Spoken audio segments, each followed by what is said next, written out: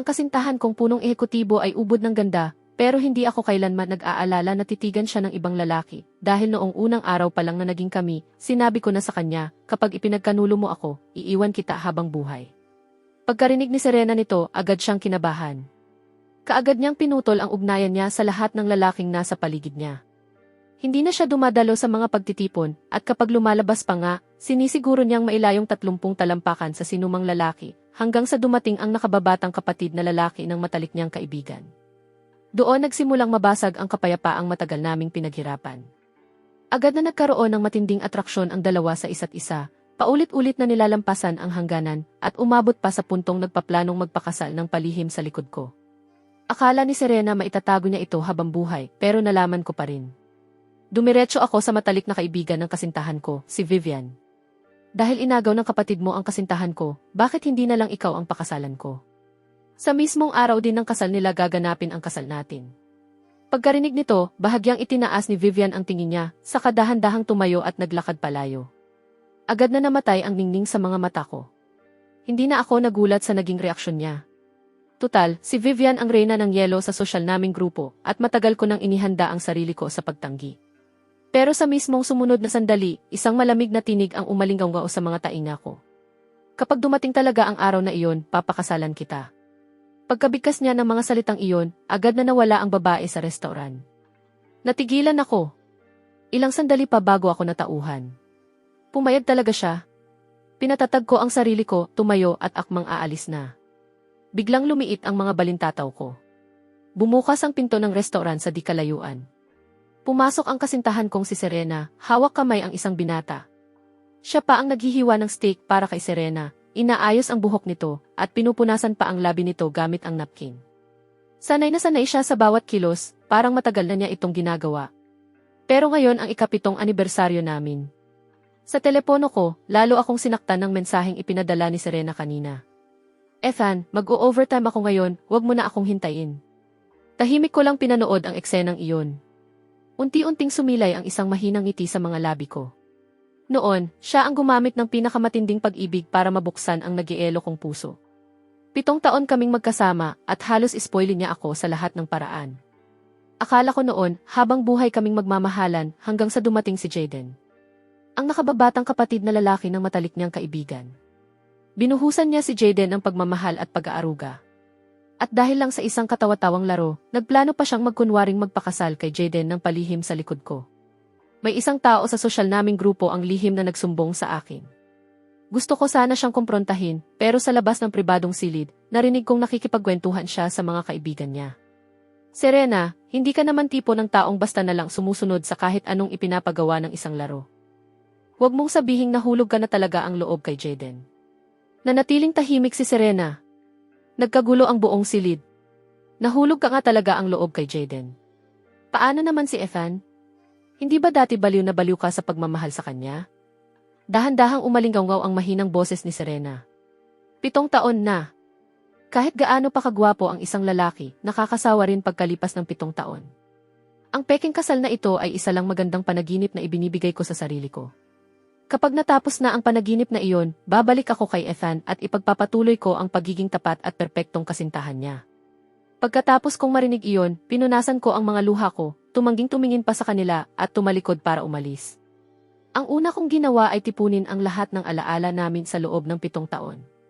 Itinapon ko ang lahat sa basurahan ng walang pag-aalinlangan. Pagkasara ko ng pinto at papasok na sana ako ulit, bigla kong nakasalubong si Serena na kararating lang sa bahay. Ethan, ano ang itinapon mo? Kalmado ko siyang tiningnan. Mga basura lang. Hindi iyon pinansin ni Serena at niyakap niya agad ako. Malamig sa labas. Bakit hindi ka nagsuot ng mas makapal? Pagkasabi niya noon, dali-dali niyang hinubad ang Amerikana niya at ipinatong sa balikat ko. Aalisin ko na sana iyon, pero napahawak ako sa bulsa at may nahugot akong ilang candy na lasa ng presa. Nakita iyon ni Serena at napatawa siya ng mahina. Mahilig kasi siya sa matatamis, kaya lagi akong may dalang ilan. Napakatakaw ng batang iyon sa matatamis, katulad mo noon, Ethan. Bahagya kong ikinibot ang gilid ng mga labi ko, wala akong sinabi, at tahimik na naglakad pabalik sa loob. Kinabukasan, magkasalo kaming nag-aalmusan ni Serena. Nakatingin sa amin ang kasambahay habang nakangiting masaya. Mr. Jiang, naging masaya ba ang anibersaryo ninyo kahapon? Agad na nanigas ang katawan ni Serena, para bang saka lang niya naalala. Biglang nabakas ang pagkataranta sa mukha niya. Pasensya ka na, Ethan, ang daming nangyari sa trabaho kahapon. Nakalimutan ko. Hindi ko inilantad ang kasinungalingan niya. Ngumiti lang ako ng bahagya at sinabi. Ayos lang. Pagkakita sa naging reaksyon ko, lalo siyang nakonsensya. Agad siyang tumayo at tinawagan ang assistant niya. Kanselahin mo ang lahat ng pulong ko ngayong araw. Pagkatapos ay may mahina pa siyang sinabi sa telepono. Pagkababa niya ng tawag, lumapit siya sa akin at mahinahong nagsalita. Hayaan mong bumawi ako para sa anibersaryo natin kahapon. Matagal mo nang gustong makakita ng pag-ulan ng bulalakaw, hindi ba? Dadalhin kita. Habang paakyat kami, ang buong daan sa bundok ay napapalamutyan ng mga ilaw na kumikinang sa init. Pagdating namin sa tuktok, napapalibutan na ito ng sariwang mga bulaklak na ipinalipad pa mula sa ibang lugar. Sa gitna ay may mahabang hapagkainan, kumikislap ang mga kandila at napakasarap tingnan ng mga pagkain. Malinaw na ipinahanda lahat iyon ni Serena. Pero walang ngiti sa mukha ko. At hindi man lang iyon napansin ni Serena. Dahil abala siya sa buong oras. Nakayuko siya, abalang nagte-text sa telepono niya. Nang mapatingin ako sa kanya, tumagilid siya at mahinang nagsalita. May ilang bagay lang sa trabaho na kailangan kong asikasuhin online. Magpakabait ka, huwag kang magalit sa akin. Pero sa matalas kong paningin, nahagip ko ang litrato sa profile ni Jaden. Selfie niya iyon, walang duda. Habang magsisimula na ang pag-ulan ng mga bulalakaw, nagtatayo si Serena ng tolda. Ang telepono niyang nakapatong lang sa tabi ay walang tigil sa pag-vibrate. Naiinis akong pinulot iyon at inilagay ang sarili kong kaarawan. Maling passcode ang lumabas sa screen. Nanginig ang mga daliri ko. 7 taon niyang ginamit ang passcode na iyon. At ngayon, pinalitan na niya. Ibinaba ko ang tingin ko at sinubukan ang kaarawan ni Jaden. At gaya ng inaasahan, nabuksan ang telepono. Ang una kong nakita ay ang usapan nila ni Jaden. Buong hapon na siyang kasama ko rito, pero hindi man lang natigil ang pag-uusap nila ni Jaden. Maya-maya lang, may bago na namang mensahe mula rito. Serena, miss na kita. Nang makita kong papalapit na si Serena, agad kong pinatay ang screen at iniabot iyon sa kanya. Walang tigil ang pagdating ng mga abiso sa telepono mo. Sandaling natigilan si Serena at maingat na pinagmasdan ang ekspresyon ko. Nang makasiguro siyang wala akong napansin, kinuha niya ang telepono at nakita ang mensahe ni Jaden na, miss na kita. Bahagyang nanikip ang ekspresyon niya. Kasabay noon, nagsimulang magliwanag ang kalangitan habang sunod-sunod na bumabagsak ang mga bulalakaw. Nagsimula na ang pag-ulan ng mga bulalakaw. Matapos pagmasdan ang pambihirang tanawing iyon ng isang saglit, ipinikit ko ang mga mata ko, pinaglapit ang mga palad ko, at nagsimulang humiling. Sa totoo lang, wala naman talaga akong hinihiling. Tumaya lang ako. Tumaya ako na sa loob ng ilang segundong nakapikit ako, sabay ba siyang humihiling sa akin, o si Jaden ang iniisip niya, ang lalaking kakasabi lang na miss na siya. Tahimik akong nagbilang sa isip ko. Pagdating ko sa isa, dumilat ako. Wala na siya. Nag-vibrate ang telepono ko. Isang nagmamadaling mensahe mula kay Serena ang lumabas. Ethan, pasensya ka na, may bigla ang emergency.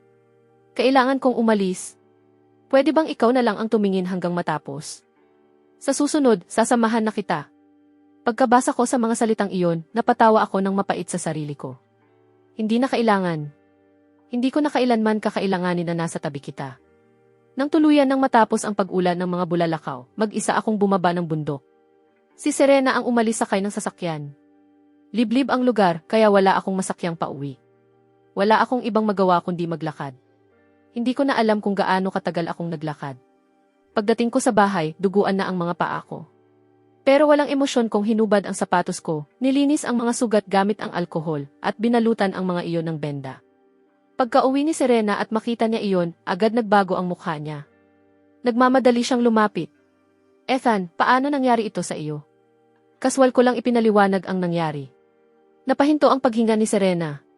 Agad siyang humingi ng tawad. Kasalanan ko ang lahat. May isang napakahalagang bagay akong kinailangang asikasuhin, kaya bigla akong umalis. Tuluyan kong nakalimutang magpadala ng susundo sa iyo. Habang nagsasalita siya, lumuhod siya sa harap ko, ipinatong ang 2 kong paa sa mga tuhod niya, at dahan-dahan, maingat na ginamot ang mga sugat ko. Habang nakatitig sa maitim niyang buhok, tahimik kong naisip, kaya pala, para sa kanya, ang puntahan si Jaden ang itinuturing niyang napakahalagang bagay. Noon, pumunta ako sa ibang lungsod para sa pagsasanay sa sayaw. Dahil masyado akong magaling, tuluyan akong ibinukod ng kasama ko sa kwarto. Isang araw, malakas ang pagbagsak ng nyebe. Nang tawagan ko siya, may kakaiba siyang napansin sa boses ko. Agad niya iyong nahalata at nagtanong. Ano nang nangyari? Namula ang mga mata ko. Likas kong itinago ang totoo. Wala. Miss lang kita. Wala namang sinabi si Serena noon. Pero kinabukasan, dumating siya sa labas ng dormitoryo ko. May dala siyang almusal na mainit-init pa. Pagkakita ko sa kanya, halos hindi ako mapigilan sa sobrang saya. Tinanong ko kung paano siya nakapunta roon. Umiti lang siya at niyakap ako. Namiss ako ng lalaki ko, kaya syempre pupuntahan kita. Sa sandaling iyon, umiyak ako ng husto at hindi na ako makapagsalita. Pero ngayon, ang pagmamahal na iyon ay napunta na sa ibang tao. Huminga ako ng malalim at hinila pabalik ang mga paa ko. Gabi na. Matulog na tayo. Pagkarinig niya noon, sandali siyang natigilan, sa kanya ako niyakap. Unti-unting lumapit ang mainit niyang labi. Pero likas kong iniwas ang mukha ko at marahan siyang itinulak palayo. Natigilan si Serena. Inakala niyang dahil lang iyon sa mga sugat ko. Wala na siyang ibang inisip, humiga siya sa tabi ko at niyakap niya ako. Makalipas ang ilang sandali, mahina siyang nagsalita. Bukas ang kaarawan ni Jaden. Inimbitahan niya tayong dalawa. Nanatili akong tahimik at walang sinabi. Nang mapansin niyang balak kong tumanggi, lalo niyang pinalambot ang boses niya. Gustong-gusto ka talaga ni Jaden. Alam kong ayaw mong lumalabas maliban na lang kung may pagtatanghal ka sa sayaw. Pero pagbigyan mo na siya kahit minsan lang. Namatay ang ilaw sa tabi ng kama. Ipinikit ko ang mga mata ko, alam kong wala ring saysay ang tumanggi. Marangya ang pagdiriwang para sa kaarawan ni Jaden. Naghahalo-halo ang mga elegante at magagarang bisita habang maihawak ng mga baso ng champagne. Pagdating pa lang namin, patakbong lumapit si Jaden, buong lambing na kumapit sa braso ko at nagsalita. Ethan, akala ko hindi ka napupunta. Napakalaki kong tagahanga mo.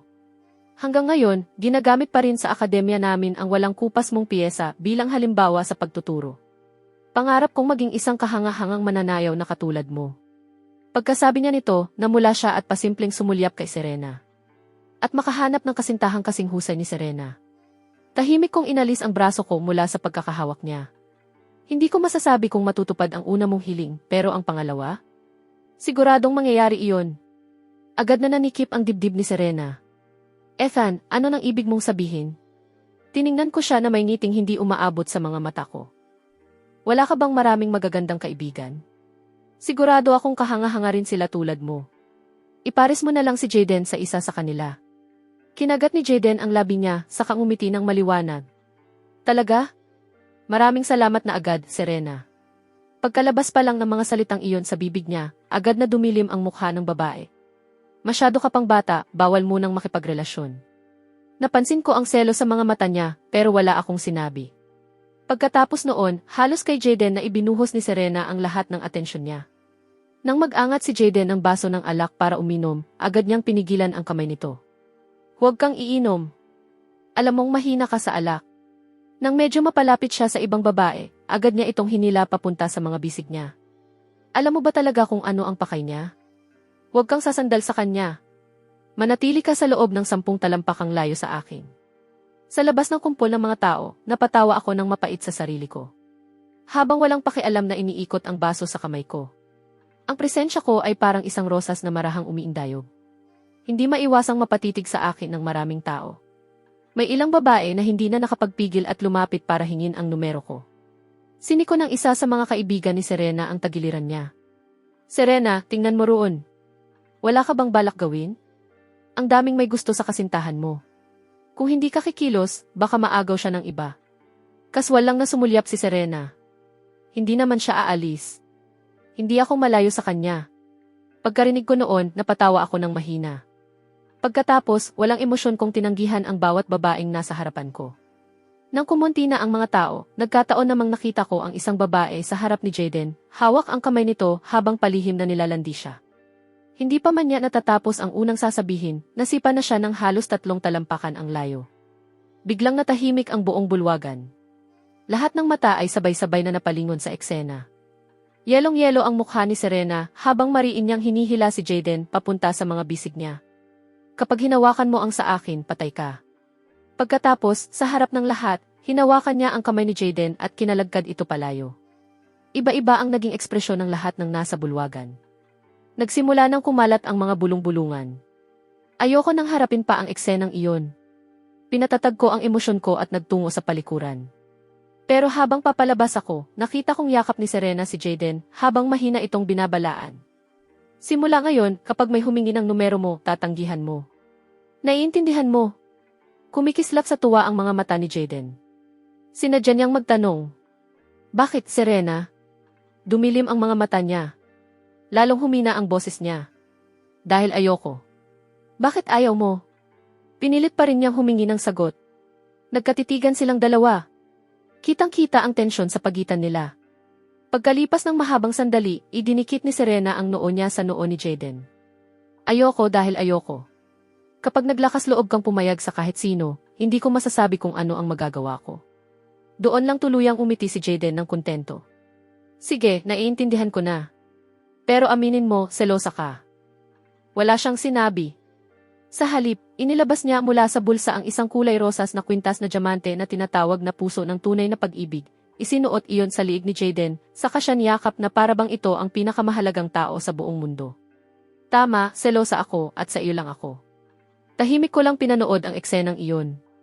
Pinilit kong tumalikod at huwag nang tingnan pa ang mga susunod na mangyayari. Hindi natapos ang pagdiriwang hanggang hating gabi at saka lang muling lumitaw sina Serena at Jaden. Habang hinahatid kami ni Jaden, biglang may naalala si Serena at mahina siyang nagtanong. Kaarawan mo ngayon. Bakit hindi dumating si Vivian? Kumurap si Jaden saka umiling. Hindi ko alam. Sobrang abala ni Vivian nitong mga nakaraang araw. Napakunot ang noo ni Serena. Ano bang pinagkakaabalahan niya at pati kaarawan mo nilaktawan niya? Nagmuso si Jaden na parang nasasaktan. Alam mo namang wala akong magagawa sa kanya. Stepbrother lang naman niya ako. Hindi na iyon gaanong inisip ni Serena. Ginulo niya ang buhok nito. Huwag mo siyang katakutan. Kapag may problema, lumapit ka lang sa akin. Habang pinapanood ko silang dalawa na naglalambingan ng ganoon, nanatili akong tahimik.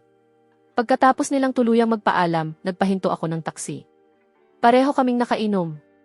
Hindi kami pwedeng magmaneho. Gabing-gabi na rin para tawagan pa ang driver. Magtaksi na lang tayo pa uwi.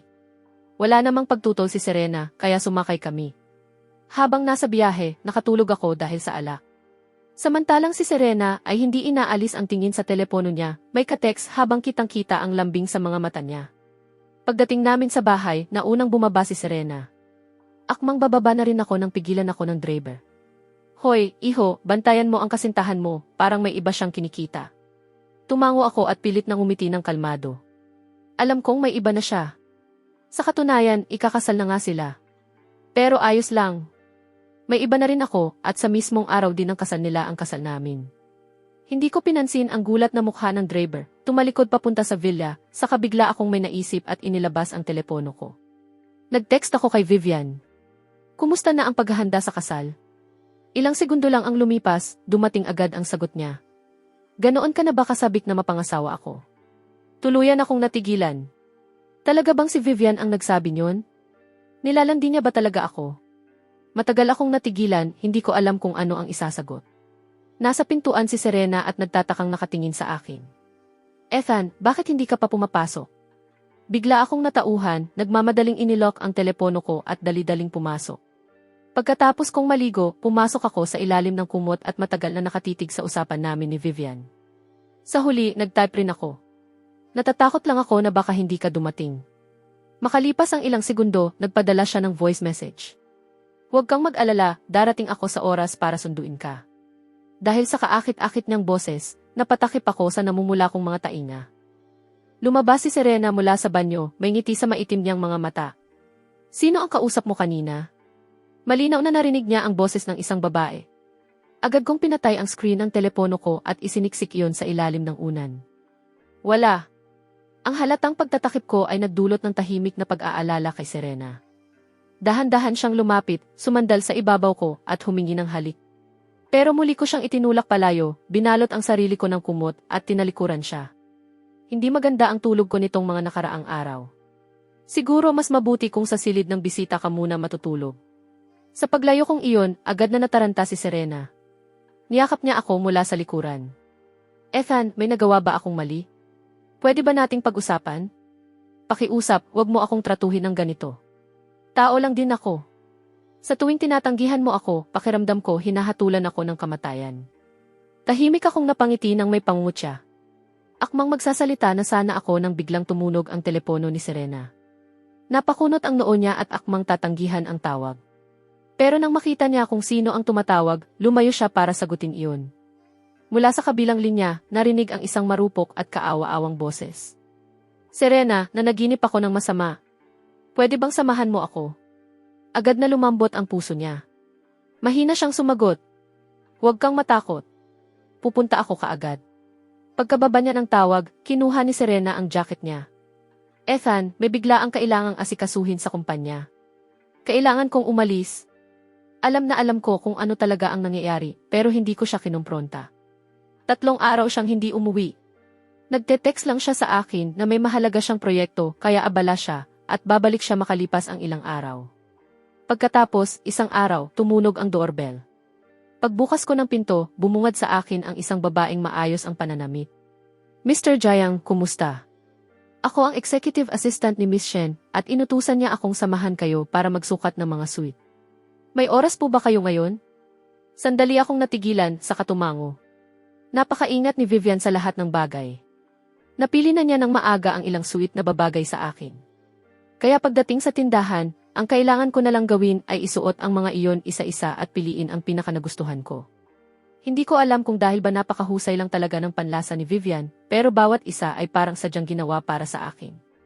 Habang hindi pa rin ako makapagpasya, may isang pamilyar na boses ang narinig ko mula sa labas. Pagtingala ko, nakita kong magkahawak bisig na papasok sina Jaden at Serena. Huminto si Jaden sa harap ng isang suite, kumikislap ang mga mata habang nakatingin kay Serena. Ano sa tingin mo sa suite na ito? Ito ang isusuot ko sa araw ng kasal. Ano sa tingin mo? Napangiti si Serena at punong-puno ng pagmamahal ang mga mata niya. Kahit alin ang gusto mo. Lalong lumawak ang ngiti ni Jaden. Akmang dadalhin na niya ang suite para isukat nang bigla siyang lumingon at natigilan. Ethan? Sa sandaling marinig ang pamilyar na pangalang iyon, biglang napahinto ang paghinga ni Serena. Mabilis siyang lumingon at nakita niya akong nakatayo sa kabilang panig ng silid, suot ang isang kulay madilim na asul na suit na napakahirap alisin sa tingin.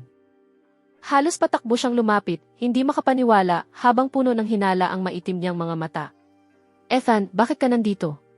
At bakit ka nakasuot ng suit? Marahan kong inalis ang kamay niya sa pagkakahawak sa akin at kalmado akong sumagot. Ikaw naman? Hindi ba abala ka raw sa proyekto? Ano nang ginagawa mo rito? Sandaling nanigas ang ekspresyon niya. Tapos na ako, kaya pumunta ako rito para tulungan si Jaden na pumili ng isusuot. Sa loob-loob niya, lalo siyang kinakabahan. Akmang tatanungin pa niya ako nang lumapit si Jaden, namumula na ang mga mata nito. Serena, gusto ba talaga ni Ethan na pakasalan ka kaya sadya siyang pumunta rito para magsukat ng suite? Siguro dapat na lang nating itigil ang parusang laro. Pagkalipas ng ilang araw, pwede na lang tayong. Bago pa niya matapos ang sasabihin, nanlamig ang mukha ni Serena at agad siyang pinatigil. Hindi. Matagal nang napagdesisyonan ito. Pagkatapos, lumambot ang tono niya nang humarap siya sa akin. Ethan, alam kong gusto mo talagang magpakasal. Pero ang tagal na nating magkasama. Isang pirasong papel na lang ang pagitan natin sa pagiging mag-asawa. Mangyayari rin iyon maaga o huli. Gagawin ko iyon kaya huwag kang magmadali, okay? Isang mapait na pangutya ang dumaloy sa dibdib ko. Hindi na ako nagpaliwanag. Sinakyan ko na lang ang sinabi niya. Hindi ako nagmamadali. Nagsukat lang ako ng suit dahil napadaan ako at naisip kong magaganda sila. Nasukat ko na kaya alis na ako. Kayo na ang magpatuloy. Nagpalit ako ng damit at lumabas ng tindahan. Agad akong sinalubong ng assistant. Mr. Jiang, may napili po ba kayo? Tumango ako. Yung huli kong isinuot. Ipaalam mo kay Miss Shen. Makakauwi na ako ng mag-isa.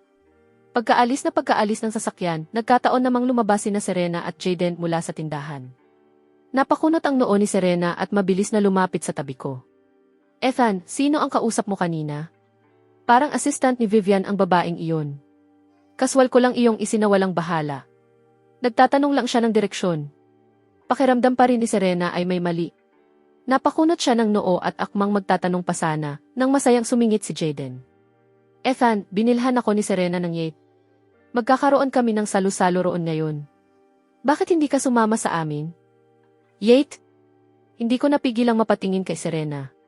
At gaya ng inaasahan, sumilay ang bakas ng pagkakasala sa mukha niya. Bahagyang umangat ang gilid ng mga labi ko sa isang ngiting may halong pangungutya. Kayo na lang. Hindi na ako sasama. Pero pagtalikod ko, hinawakan ni Jaden ang braso ko at mapilit akong hinila papunta sa sasakyan. Pagkasakay namin sa yate, humaplo sa mukha ko ang simoy ng dagat na may dalang pakiramdam ng kalayaan. Pagkakita pa lang kay Jaden, agad siyang pinalibutan ng mga bisita. Jaden, sobra ka talagang spoily ni Miss Sue. Ganito kaluhong yete, binili lang niya agad para sa iyo, at ipinangalan pa sa iyo. Nakakainggit talaga. Tama. Wala pa kaming narinig na trinato ni Miss Sue ang kahit sino ng ganito kabuti. Jaden, baka ikaw lang ang bukod tangi. May gusto ba talaga sa iyo si Miss Sue? Bagay na bagay kayong dalawa. Habang palayo ng palayo sa katotohanan ang mga biro nila, unti-unting dumilim ang mukha ni Serena. Ano ba ng mga pinagsasasabi ninyo? May kasintahan ako. Agad niyang hinawakan ang kamay ko. Ethan, wag mo silang pansinin. Nagbibiro lang sila. Nang marinig ni Jaden na walang pag-aalinlangang pinatigil sila ni Serena, nanigas sandali ang ngiti niya. Ano ba ng mga sinasabi ninyo? Matalik na magkaibigan sina Serena at Vivian. Inaalagaan lang naman niya ako alang-alang kay Vivian. Sandaling nabalot ng nakakailang nakatahimikan ang paligid. Mabilis na humingi ng paumanhin ang lahat, saka nagpasimula ng isang laro para sumaya ang salu-salo. Ayoko sanang sumali pero hinila ako ni Jaden. Sa hindi ka panipaniwalang pagkakataon, natalo agad ako sa unang round. Isang penalty card ang nabunot ko. Nakasulat doon, magsabi ng isang sikreto. Matagal akong natahimik bago nagsalita. Pagkalipas ng 5 araw, may malaking bagay na mangyayari. Biglang nagliyab ang kuryosidad ng lahat. Sunod-sunod nila akong kinulit para sabihin ang detalye. Sa ilalim ng sabik nilang mga titig, wala akong balak ibunyag ang sagot. Si Serena lang ang halatang nabalisa. Mahigpit niyang hinawakan ang kamay ko. Ethan, may alam ka ba? Nagkunwari akong walang alam. Ano nang alam? Dahan-dahan niyang binitiwan ang kamay ko at tumitig ng malalim sa mga mata ko, para bang binabasa ang bawat pagbabago sa ekspresyon ko. Pagkalipas ng mahabang katahimikan, pinili na lang niyang huwag nang magtanong pa. Marahil dahil paulit-ulit niyang iniisip ang sinabi ko. Naging balisa si Serena. Pagkatapos ng ilan pang round, siya naman ang natalo. Ang parusa niya, halikan ang lalaking nasa kaliwa niya. Si Jaden iyon. Kumuha ako ng isang baso. Ako na lang ang iinom bilang kapalit. Napatingin ang lahat kay Jaden, sa kasabay-sabay na nagsigawan. Hindi pwede. Hindi bibilang iyon. Lalong lumakas ang sigawan. Sa gitna ng kaguluhan, bigla akong tumayo. Inakala ng lahat na nagalit ako, kaya nagmadali silang magsalita. Ethan, laro lang naman ito. Huwag kang masyadong seryoso. Tama. Normal lang naman ito sa mga kaedad natin. Isa-isa kong tiningnan ang bawat taong nasa silid. Kilala ko ang karamihan sa kanila. Mga kaibigan silang lahat ni Jaden at halatang naroon para pagtambalin silang dalawa. Wala akong sinabi. Bahagya lang umangat ang gilid ng mga labi ko, saka ako pumwesto sa likod ni Serena at marahan siyang itinulak. Dahil hindi siya nakapaghanda, nawalan siya ng balanse, napatilapon papunta kay Jaden at bumagsak sa mga bisig nito. Bago pa siya makapag-react, niyakap na ni Jaden ang liig niya at mahiyain, ngunit mas lalong pinalalim ang halik. Pagkalipas ng 3 segundo, saka lang natauhan si Serena. Mabilis niyang itinulak si Jaden palayo at hindi makapaniwalang tumitig sa akin. Mahina lang akong umiti. Tama sila. Laro lang ito. Ang taya ay taya. Hindi ko pinansin ang pagkabigla sa mga mata ni Serena at nagpatuloy ako. Magpatuloy lang kayo. Lalabas muna ako para magpahangin. Pagkasabi ko noon, dumiretso akong lumabas ng kabina at tumayo sa kubyerta. Habang nakatitig ako sa walang katapusang karagatan, hindi ko na malayang gaano nakatagal ang lumipas nang may boses na narinig mula sa likuran ko. Ethan, noon pa man alam mo nang magpapanggap na ikakasal sina Serena at ako pagkalipas ng 5 araw, hindi ba? Hindi ako lumingon. Marahil lalo siyang nainis sa pagiging kalmado ko. Mabilis na lumapit si Jaden sa akin. Imposibleng hindi mo nakikita kung gaano ako kagusto ni Serena. Sa entablado, hindi kita matatalo. Pero pagdating sa pagkuha ng puso ng isang babae, wala kang laban sa akin. Kung ako ang nasa lugar mo, matagal na akong sumuko. Natalo ka ng isang lalaking kakapasok pa lang sa edad na 20. Hindi ba nakakahiyang isipin iyon? Sa wakas ay itinaas ko ang tingin ko at tiningnan siya. Jaden, kung totoong mahal ka ni Serena, bakit hindi na lang siya makipaghiwalay sa akin?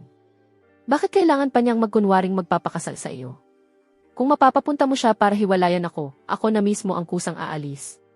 Parang natamaan ko ang pinakamaselang bahagi ng damdamin niya. Napuno ng selos at galit ang mga mata ni Jaden. Sumulyap siya sa malawak at walang hangganang karagatan, sa kamariing nagngalit ng mga ngipin. CJ, alamin na natin minsan at magpakailanman kung sino ba talaga ang mas mahalaga sa puso ni Serena ngayon. Pagkasabi niya noon, bigla niya akong itinulak mula sa kubyerta papunta sa dagat, saka siya rin ang tumalon kasunod ko. Hindi ko inasahang magiging ganoon kapabaya si Jaden. Mabilis na umabot sa loob ng kabina ang tunog ng pagbulusok namin sa tubig. Patakbong lumabas si Serena. Nakita niya kaming dalawa ni Jaden na inaanod ng mga alon. Wala man lang kahit isang segundong pag-aalinlangan. Ang una niyang ginawa ay lumangway papunta kay Jaden na mas malayo sa dagat. Niyakap niya ito at hinila papunta sa ligtas na lugar, punong-puno ng takot ang mga mata niya. Nagmadali niyang sinuri ang kalagayan ni Jaden, halos hindi man lang ako nilingon kahit nasa tubig pa rin ako. Paulit-ulit akong hinampas ng walang katapusang mga alon. Tubig dagat lang ang naramdaman kong pumupuno sa baga at tiyan ko. Ang tanging nakikita ko ay ang mga anyo ni Serena at Jaden. Sa sandaling iyon, binigyan ako ni Jaden ng isang matagumpay na tingin, sa katuluyan siyang nawalan ng malay. Napasigaw si Serena at desperado niya itong binigyan ng bibig sa bibig na paghinga. Mula sa tubig, sarili kong mga mata ang nakasaksi sa eksenang iyon. Lalong nanghina ang pagpupumiglas ko at halos tuluyan ng naglaho ang mga sigaw ko para humingi ng tulong. Nang muli kong imulat ang mga mata ko, puting-puting kisam ng ospital ang bumungad sa akin. Pagkakita niyang gising na ako, niyakap ako ni Serena, na kanina pa nakaupo sa tabi ng kama ko. Nanginginig ang mga kamay niya, na para bang muntik na siyang mawalan ng pinakamahalagang bagay sa buhay niya. Ethan, gising ka na rin sa wakas. Salamat sa Diyos at ayos ka lang. Nanginginig ang boses niya at tila totoo ang pag-aalala niya. Pero wala man lang emosyon sa mukha ko. Pagkakita sa malamig at walang buhay kong tingin, parang may matalim na tumusok sa dibdib ni Serena. Mahigpit niyang hinawakan ang kamay ko. Ethan, bata pa lang si Jaden. Mahina ang katawan niya at hindi siya marunong lumangoy. Sa tuwing nakikita ko siya, naaalala ko kung ano ka noon. Ayokong may mangyaring masama sa kanya. Nataranta ako, kaya siya ang una kong iniligtas. Suntukin mo ako, sigawan mo ako, wala akong pakialam. Gawin mo ang gusto mong gawin sa akin, huwag mo lang akong layuan. Tiningnan ko siya. Manhid pa rin ang ekspresyon ko. Mahina pala siya. Hindi ba dapat siya ang inaalagaan mo ngayon? Mabilis na umiling si Serena. Ayos lang siya. Ang gusto ko lang ngayon ay manatili sa tabi mo. Sa mga sumunod na araw, na para bang gusto niyang bumawi sa lahat ng nagawa niya. Kinansela ni Serena ang lahat ng trabaho niya at halos hindi na umalis sa tabi ko. Nang araw na ma-discharge ako sa ospital, kinailangan niyang umalis dahil sa isang lakad. Mag-isa akong umuwi. Kinagabihan na siya nakabalik. Ang una niyang ginawa ay yakapin ako at iabot ang isang tiket papuntang Bali na aalis kinabukasan. Ethan, matagal mo nang gustong pumunta sa Bali, hindi ba? Mukhang mabigat ang loob mo nitong mga nakaraan. Bakit hindi ka muna magbakasyon para makapagpahinga? Gusto sana kitang samahan, pero may bigla ang kailangan akong asikasuhin. Kaya mag-isa ka na lang muna. Nakatitig lang ako sa tiket. Alam kong paraan lang iyon para ilayo ako habang maayos nilang maisasagawa ang peking kasal. Pero Serena, pasensya ka na. Sa pagkakataong ito, hindi mangyayari ang plano mo. Hindi na tayo kailanman babalik sa dati. Dahil sa araw ng kasal mo, ako rin ay ikakasal. Mahina akong natawa at tinanggap ang tiket. Ayos iyan. Nang makita ni Serena na ganoon lang kadali akong pumayag, maluwag siyang nakahinga. Kinabukasan, hinatid niya ako sa paliparan kasama ang maleta ko. Bago ako pumasok sa terminal, niyakap niya ako para magpaalam.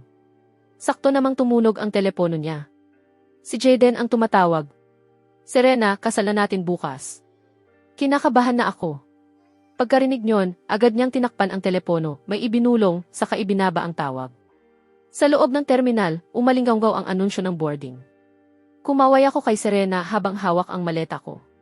Pero ang hindi alam ng babaeng iyon, sa mismong sandaling umalis ang sasakyan niya, agad akong lumabas ulit ng paliparan, Pinunit ang tiket ng pira-piraso at sumakay ng taksi papunta sa isang hotel.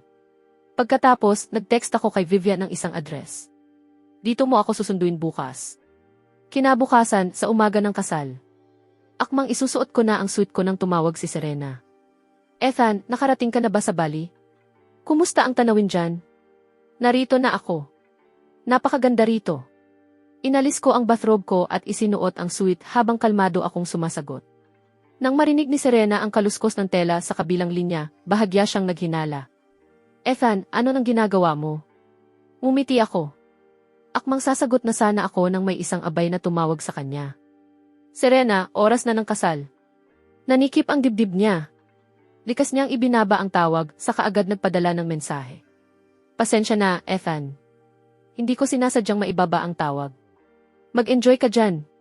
Susunduin kita pag natapos na ako rito. Kalmado akong sumagot. Maglaan ka lang ng oras. Nang makitang wala akong hinala, tuluyan nang nakahinga ng maluwag si Serena. Pagkababa ng tawag, tinapos kong isuot ang suit ko at inayos ang sarili ko. Sa labas ng hotel, nakahanay ang mga mamahaling sasakyan.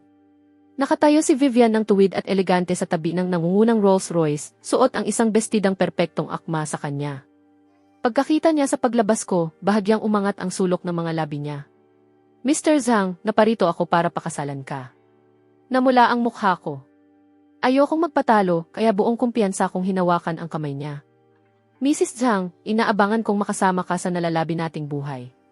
Sumakay kami sa sasakyan para sa kasal at maringgal na umusad ang buong hanay. Sa kalagitnaan ng biyahe, may isa pang hanay ng mga sasakyan para sa kasal na paparating mula sa kabilang direksyon. Tahimik na huminto ang mga nangungunang sasakyan ng magkabilang panig upang magpalitan ng mga bulaklak ang dalawang ikakasal. Dahan-dahang bumaba ang mga bintana. Sa sasakyan sa kabilang panig, nagtagpo ang mga mata namin ni Serena. Biglang lumiit ang mga balintataw ng babae sa matinding pagkabigla. Ethan? Paano nangyaring ikaw yan? Itigil ang sasakyan. Sigaw niya. Pero isang tingin lang ang ibinigay ni Vivian sa driver bilang hudyat na magpatuloy. Mabilis na umusad ang dalawang hanay ng mga sasakyan nang hindi na lumilingon. Nakatulala pa rin si Serena sa labas ng bintana.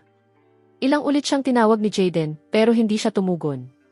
Nang tuluyan ng maglaho sa malayo ang sasakyan ng kasal ko, saka lang siya dahan-dahang umupo ng maayos. Kinagat ni Jaden ang labi niya, halatang hindi mapalagay. Serena, baka nagkamali ka lang ng nakita. Dapat nasa Bali si Ethan. Paano siya mapupunta sa isang sasakyan para sa kasal? Baka namalikmata ka lang. Tumingin din naman ako. Kamukha lang ni Ethan ang lalaking iyon. Siguro nagkamali ka lang. Pagkatapos, nabigo siyang tumingin sa kulay rosas na palumpo ng bulaklak na nasa kamay ni Serena. Sayang. Hindi tayo nakakuha ng dobleng swerte. Hindi pa rin lubusang sigurado si Serena. Pero wala siyang magawa kundi panghawakan ang sinabi ni Jaden para pakalmahin ang sarili. Tutal, siya mismo ang naghatid sa akin sa paliparan. Hindi dapat iyon posible. Pilit niyang nilunok ang kaba sa dibdib, pinilit mumiti, saka hinigpitan ang hawak sa kamay ni Jaden. Nasa iyo na ang palumpo na espesyal kong ipinahanda para sa iyo. Sapat na ang swerteng iyan. Habang papalapit ang hanay ng mga sasakyan sa lugar ng seremonya, lalo lang lumalakas ang pagkabalisa sa dibdib ni Serena. Sa kaibuturan ng isip niya, iisa lang ang sigaw ng isang tinig. Bumalik ka. Silipin mo lang kahit isang beses kung si Ethan nga ba talaga ang lalaking iyon. Isang tingin lang. Huminto ang hanay ng mga sasakyan. Hindi mabilang na mga talulot ng bulaklak ang lumulutang sa himpapawid. Halos kalahati ng mga kilalang tao sa lungsod ang dumalo sa kasal na iyon. Marami pa nga sa kanila ang hindi sigurado kung ang taong pakakasalan ni Serena ay ang tunay niyang kasintahan. Sa gitna ng walang katapusang pagbati, hinawakan ni Jaden ang kamay niya at dahan-dahan siyang inakay papunta sa tagapagdaos ng kasal, isang hakbang sa bawat pagkakataon. Pero sa bawat hakbang, lalo lang napupuno ng pagsisisi ang puso ni Serena. Tiningnan niya si Jaden na nakangiting-kangiti sa tabi niya. At may isang bagay na pakiramdam niya ay mali.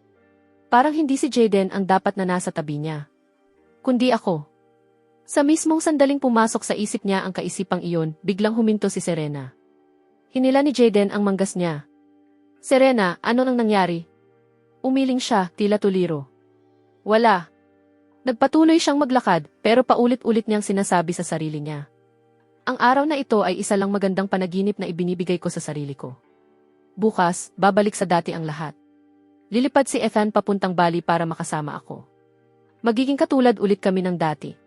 Pero nang tanungin siya ng tagapagdaos ng kasal kung handa ba niyang tanggapin ang taong nasa harapan niya bilang asawa, paulit-ulit na nanginig ang mga labi ni Serena, ngunit wala siyang maibulalas na kahit isang salita.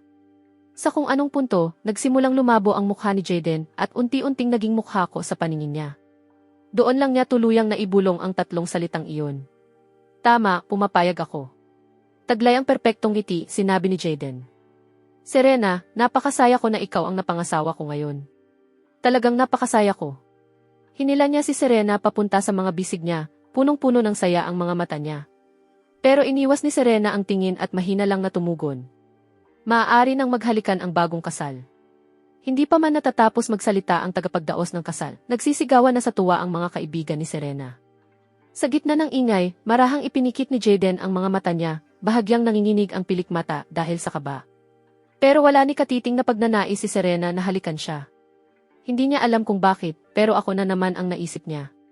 Likas na napatingin si Serena sa mga taong naroon at isa-isang sinulid ng tingin ang mga mukha nila. Muli na namang wala si Vivian. Hindi na niya mabilang kung ilang beses na itong nangyari. Matagal lang tila abalang-abala si Vivian. Wala ring alam ang iba pa nilang kaibigan kung ano ang pinagkakaabalahan nito. Pero nitong mga nakaraan, palagi nang may bahagyang ngiti sa mukha niya. Isang ekspresyong hindi kailanman ipinakita ng dating Vivian. At ang boses na narinig niya mula sa telepono ni Ethan noong gabing iyon. Parang kay Vivian. Bago pa siya makapag-isip ng higit pa, napuno ng luha ang mga mata ni Jaden. Serena, hindi mo ba ako hahalikan? Nakatingin ang lahat. Biglang natauhan si Serena. Pinanood niya ang dahan-dahang paglapit ng binata, saka dali-daling ipinikit ang mga mata, naghihintay sa isang matamis na halik. Pero sa mismong sumunod na sandali, likas niyang idinikit ang mga labi niya sa hinlalaki nito. Bago pa maintindihan ni Jaden ang nangyari, binitiwan na niya ito at umatras. Wala nang ibang nakapansin. Patuloy lang silang nagsisigawan, nagpapalakpakan, at ipinagdiriwang ang kaligayahan ng bagong kasal. Nang i-anunsyo na ng tagapagdaos ng kasal ang susunod na bahagi ng seremonya, biglang nagsalita si Serena. Dito na nagtatapos ang kasal ngayong araw. Pagkabigkas pa lang niya ng mga salitang iyon, agad siyang tumakbo palabas ng lugar, desperadong tiyaking tama ang hinalang nag-aalab sa isip niya. Nagkagulo ang mga tao. Kumalat ang mga bulong-bulungan tungkol sa nangyari at isa-isang umabot ang mga iyon sa pandinig ni Jaden. Namutlang parang papel ang mukha niya. Serena! Hindi lang si Jaden ang tumawag sa kanya. Pati ang mga kaibigan niya. Sandaling huminto ang mga hakbang ni Serena, pero hindi siya lumingon. Alam ng lahat na tuluyan ang naglaho ang magandang panaginip. Bumagsak si Jaden sa lupa sa sobrang kawalan ng pag-asa, habang binabasa ng mga luha ang suit niya. Pero walang naawa sa kanya. Iisa lang ang nasa isip ni Serena. Ang mahanap ako. Hindi na siya makapaghintay kahit isang segundo pa. Todo ang apak niya sa silinyador at agad niyang tinawagan ang assistant niya. May ipapasuri ako sa iyo. Lahat ng ikinakasal sa lungsod ngayon. Sino ang may kasal na kasing ingrande ng sa akin? Saan iyon? Alamin mo ngayon din. Nagmadaling sumunod ang assistant at nagsama pa ng buong grupo para maghanap. Samantala, mabilis na nagmaneho si Serena pabalik sa dinaanan niya, isa-isang sinusuri ang bawat posibleng lugar na may kasalan sa kahabaan ng daan. Matapos ang tila napakahabang oras, tumawag muli ang assistant. Miss Sue, iisa lang ang tumutugma. Si Miss Shen Vivian. Ang kasal niya ay nasa Chenin Manor. At ang lalaking pinakasalan niya ay si Mr. Jiang. Bago pa man matapos ang assistant sa pagsasalita, bumagsak na ang telepono ni Serena sa dashboard. Huminto ang sasakyan niya sa gilid ng kalsada kasabay ng malakas na pagpreno. Kahit hindi pa niya marinig ang natitirang mga salita, alam na niya. Ngayong araw, nagpakasal na kami ni Vivian. Dahil nakatayo kami ngayon sa labas ng tanggapan ng sibil, hawak ang matingkad na pulang sertipiko ng kasal. Ethan. Pilitan niyang binigkas ang pangalan ko mula sa kaibuturan ng lalamunan niya. Marahas niyang binuksan ang pinto ng sasakyan, namumula ang mga mata, saka malakas iyong isinara. Mabilis siyang lumapit at humarang sa aming dalawa ni Vivian. Namumutla sa higpit ang pagkakakuyom ng mga kamao niya. Agad akong humakbang sa harap ni Vivian. Yelong-yelo ang boses ko. Serena, ano nang ginagawa mo rito? Nang makita niya ang paraan ng pagharang ko kay Vivian at ang malamig kong pakikitungo sa kanya, para bang napunit ang puso ni Serena. Mapait siyang natawa habang nananatiling namumula ang mga mata niya. Ethan, ako dapat ang nagtatanong sa iyo. Hindi ba dapat nasa bali ka? Bakit nandito ka sa tanggapan ng sibil at pinapakasalan siya? Ako ang kasintahan mo. Para bang wala na ba akong halaga sa iyo? Hinawakan niya ang magkabilang balikat ko at sumigaw hanggang sa mawala ng boses. Sa mismong sumunod na sandali, ipinasok ni Vivian ang mga daliri niya sa pagitan ng mga daliri ko at mahigpit kaming naghawak kamay. Gamit ang isa pa niyang kamay, isa-isa niyang inalis ang mga daliri ni Serena sa katawan ko. Pasensya na, Serena. Asawa ko na ngayon si Ethan. May sertipiko na kami ng kasal. At ikaw, wala ka ng karapatan. Muli niya akong hinila papunta sa mga bisig niya, taglay ang otoridad na walang makakatutol. Likas akong sumandal sa kanya habang malamig na nakatitig kay Serena. Pagkakita niyon, nagliyab sa matinding galit ang mga mata ni Serena. Ang matalik niyang kaibigan at ang kasintahan niya ay kapwa siya pinagtaksilan. Napakatindi ng sakit na naramdaman niya, kaya nanginginig ang mga labi niya. Matapos ang mahabang katahimikan, pilit niyang nilinlang ang sarili. Ethan, Vivian, tigilan ninyo na ang pagbibiro. Peking kasal lang ito para lokohin ako, hindi ba? Ethan, may nalaman ka ba? Nagkamali ako. Kasalanan ko ang lahat. Pero pakiusap, wag mo akong parusahan ng ganito. Hindi ko kakayanin. Pakiusap ako. Tiningnan ko siya. Wala nang kahit katiting na damdaming gumalaw sa puso ko. Tama na ang panloloko mo sa sarili mo, Serena. Tapos na tayo. May asawa na ako. Gaya ng nakikita mo, si Vivian ang asawa ko. Nagsisinungaling ka. Hindi pa rin makapaniwala si Serena. Ethan, ikaw lang ang mahal ko. Alam mo iyan. Sinubukan niyang lumapit at hawakan ako. Sa mismong sumunod na sandali, isang malakas na sampal ang dumagundong sa pisngi niya. Tama na, Serena. Binabati kita sa kasal mo. At binabati mo rin sana ako sa kasal ko. Hindi ba ito ang gusto mo? Ibinigay ko sa iyo ang magandang panaginip na gusto mo. Hindi ba ito mismo ang hiniling mo? Bakit ka nalulungkot? Ano ang pinagsisisihan mo? Si Jaden ang dapat na nasasaktan. Napaka-perpekto ng kasal namin ngayon. Nagtataka ako kung kumusta naman ang sa inyo. Bawat salitang binitiwan ko ay parang kidlat na tumama mismo sa kaibuturan ni Serena. Natigilan siya. Hindi man lang siya makabuo ng kahit anong ekspresyon. Alam mo na pala ang lahat. Pagkasabi niya yon, halos lamunin siya ng matinding takot. Bakit hindi niya ako kinumpronta? Tuluyan na ba talaga niya akong isinuko?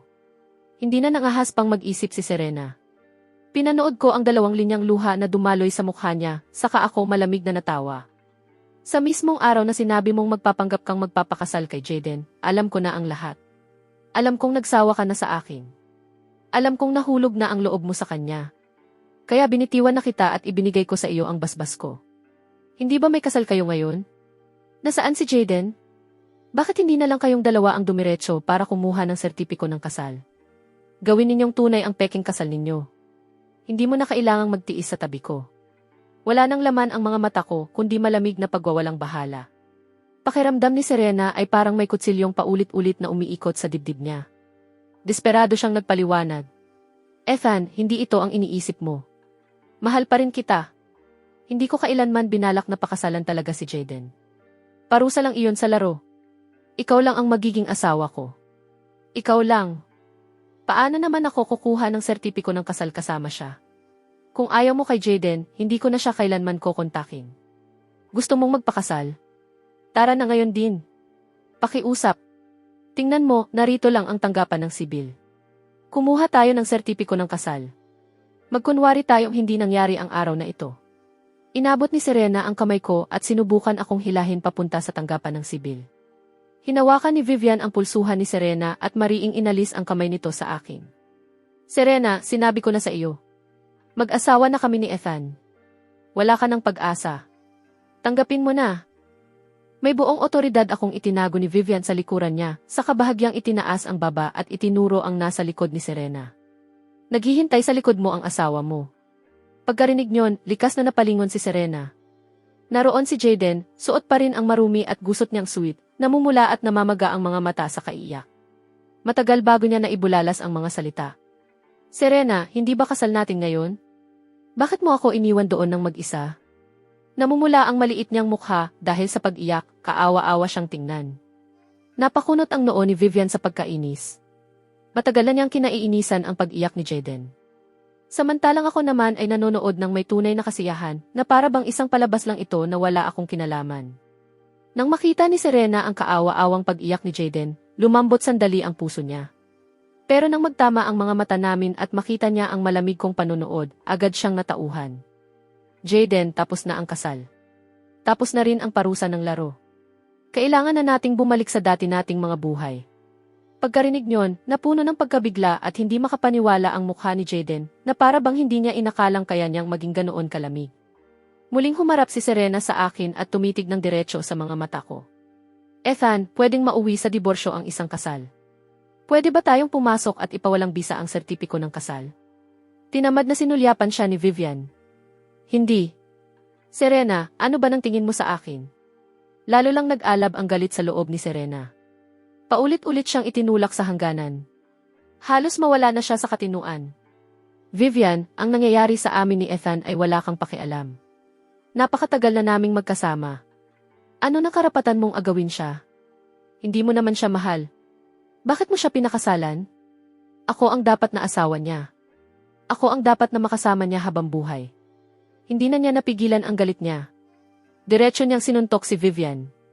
Likas ko sanang haharangin iyon. Pero sa mismong sumunod na sandali, sinalo ni Vivian ang kamao ni Serena gamit lang ang walang takip niyang kamay. Nagpang-abot silang dalawa at walang nagpapatalo sa isa't isa. Bawat suntok ay sapat para mangilo ang mga ngipin. Pero umatras ako at lumayo sa laban. Hanggat hindi natatalo si Vivian, wala akong dahilan para makialam. Kung hindi, baka ako pa ang masaktan. Sa sandaling iyon, tinitigan ako ni Jaden gamit ang namumula niyang mga mata. Sinasaktan si Serena. Bakit hindi mo siya pinipigilan?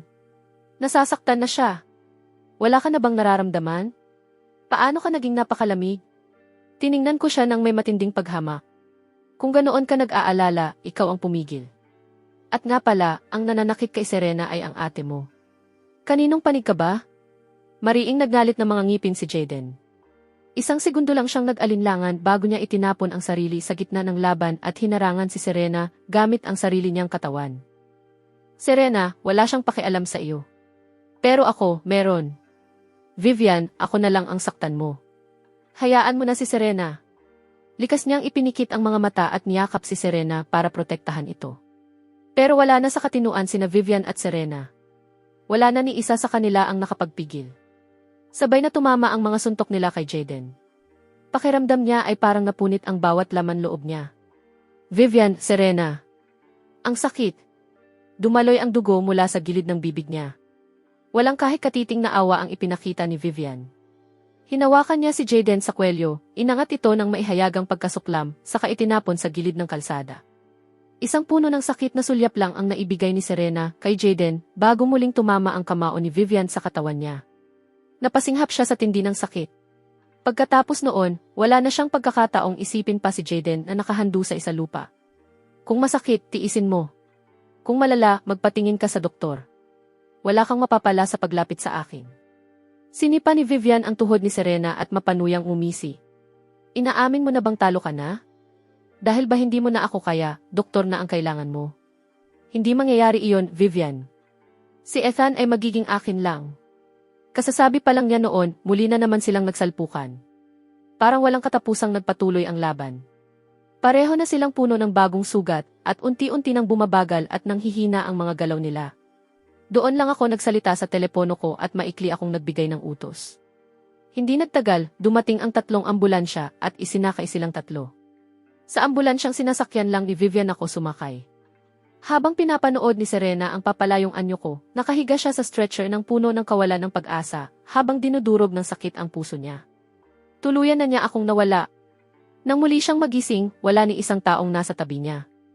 Noon, sa tuwing nasasaktan siya, ni isang segundo ay hindi ako umaalis sa tabi niya. Pero ngayon, wala na. Mapait na umiti si Serena. Hanggang sa maging mga luha ang ngiti niyang iyon. Biglang bumukas ang pinto ng silid sa ospital. Isang maputing braso ang unang lumitaw.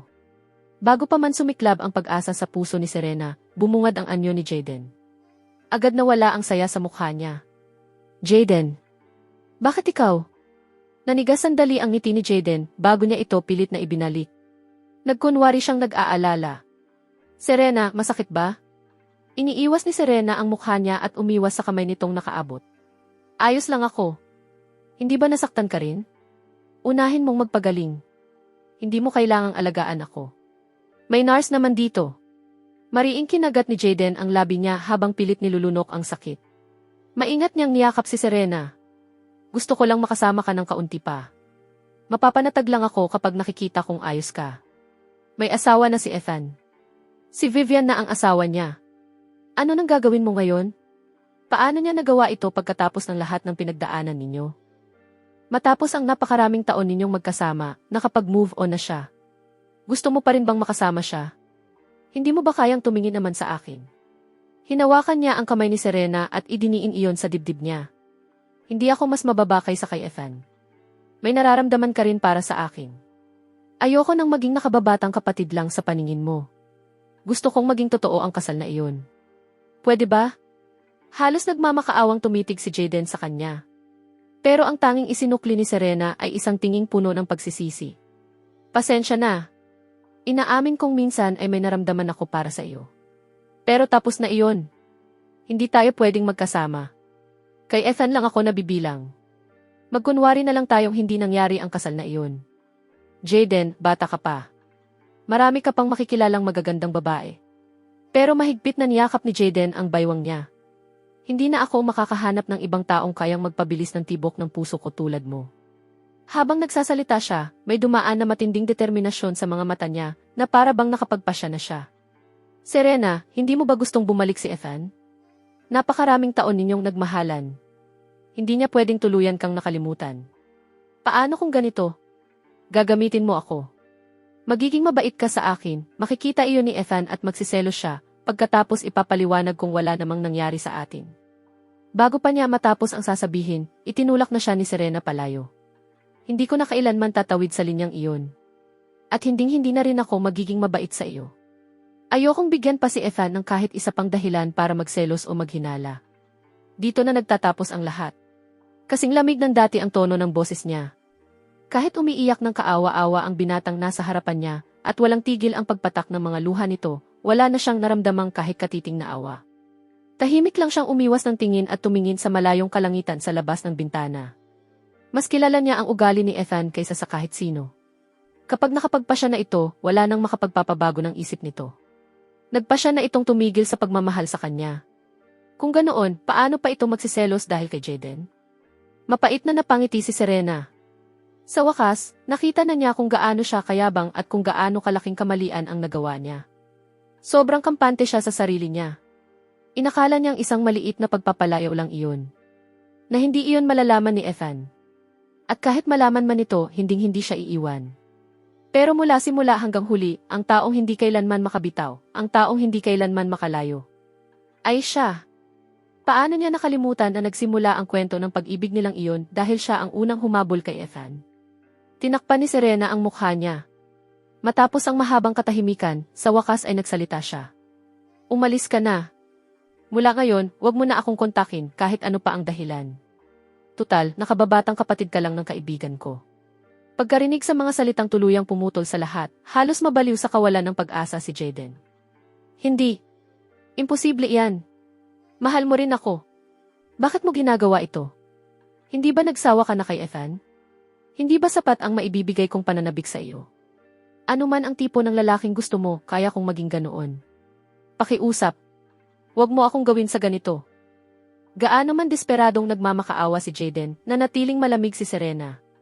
Nang tuluyan ng mamalat ang boses ni Jaden sa kakaiyak, saka lang siya tumawag ng mga bodyguard. Ihatid ninyo si Mr. Shen pauwi.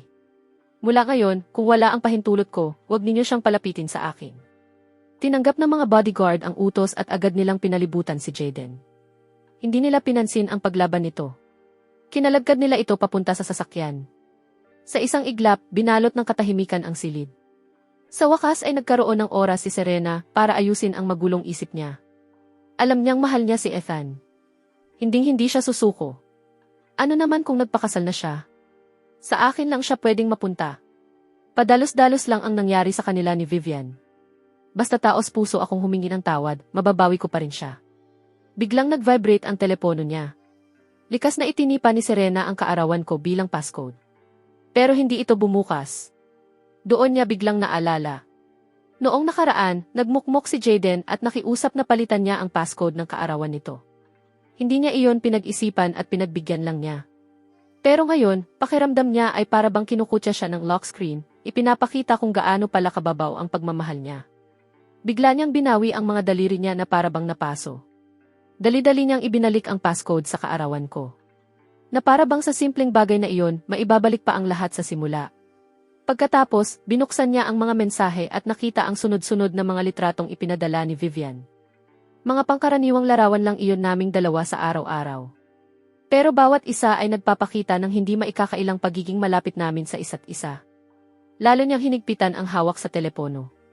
Hanggang sa buong lakas niya itong ibinato. Malakas itong tumama sa sahig at tuluyang namatay ang screen. Doon lang niya naalala na nasa teleponong iyon pa ang lahat ng larawan namin ni Ethan. Dali-dali niya itong pinulot at paulit-ulit na pinindot ang power button. Ang mga litrato. Kailangan kong mailigtas ang mga litrato. Mahinang bulong ni Serena. Bumibigat ang buong katawan niya sa kawalan ng pag-asa. Dahil sa bigla ang mga galaw niya, muling bumuka ang maliliit niyang sugat at nagsimulang dumugo. Pero wala siyang pakialam.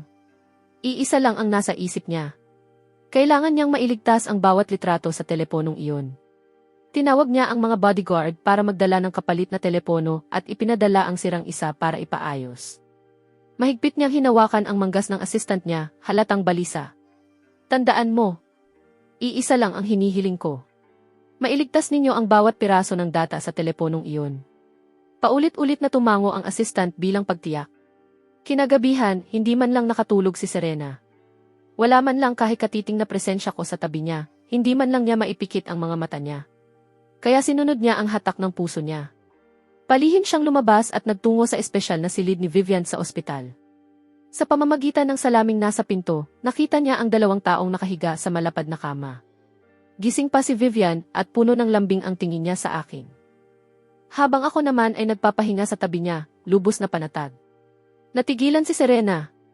Nahagip ni Vivian ang tingin niya sa kabilang panig ng salamin. Punong-puno ng hamon ang mga mata nito na para bang sinasabi sa akin na si Ethan. Pagkatapos, sinadya niyang halikan ang noo ko. Walang-wala ang makita iyon sa mga litrato kumpara sa makita mismo ng sarili niyang mga mata. Hindi na alam ni Serena kung gaano katagal siyang nakatayo sa labas ng pintong iyon.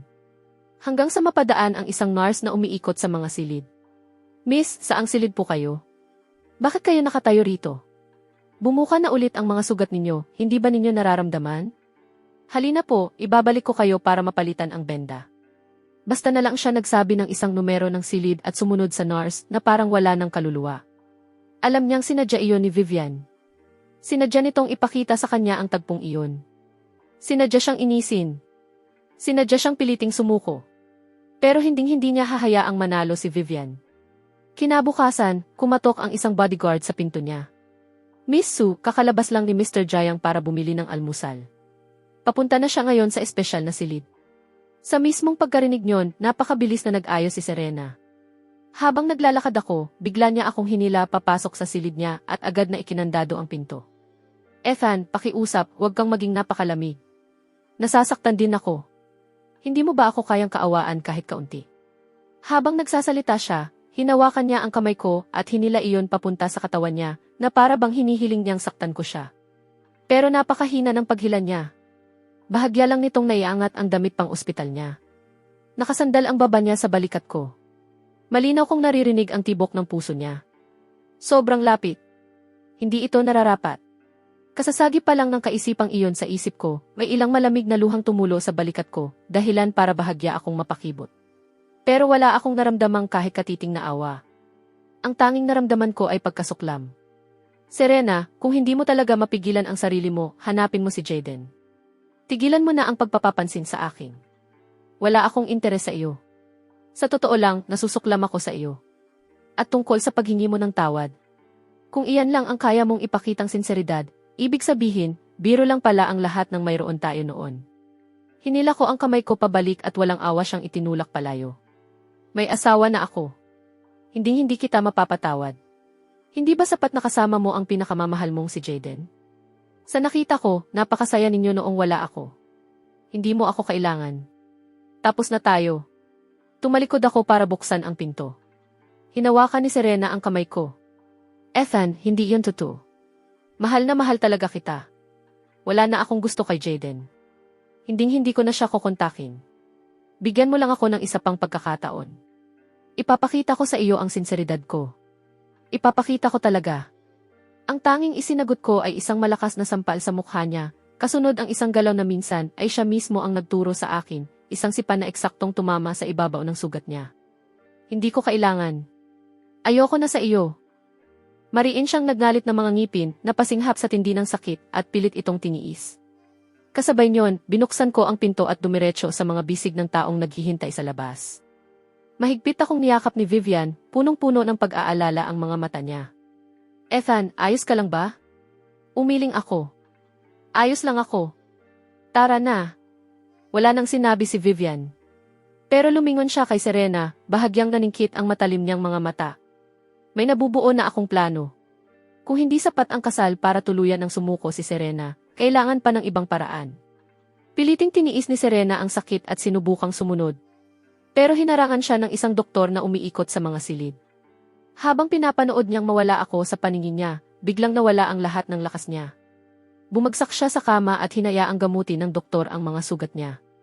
Sa buong pananatili niya sa ospital, araw-araw niyang nakikitang malambing kami ni Vivian sa isa't isa. At sa kung anong dahilan, palaging may nangyayaring hindi inaasahan na pumipigil sa kanya para makalapit sa akin. Minsan, may bigla na lang bumabangga sa kanya at muling bumubuka ang mga sugat na halos maghilom na.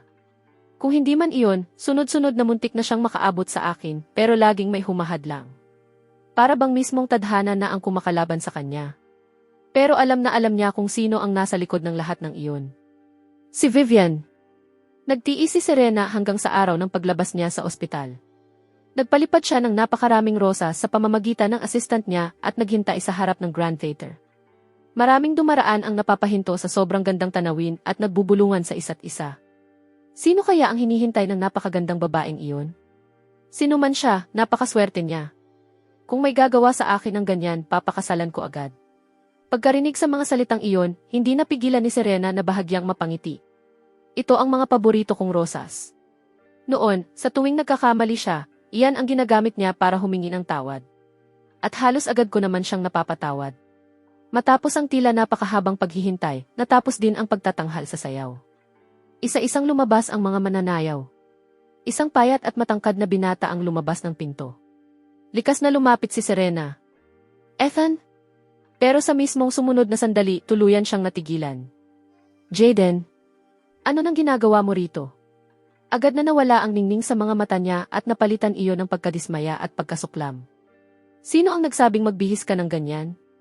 Bakit mo ginagaya si Ethan? Saglit na natigilan si Jaden. Umiti siya, pero hindi niya maitago ang pait.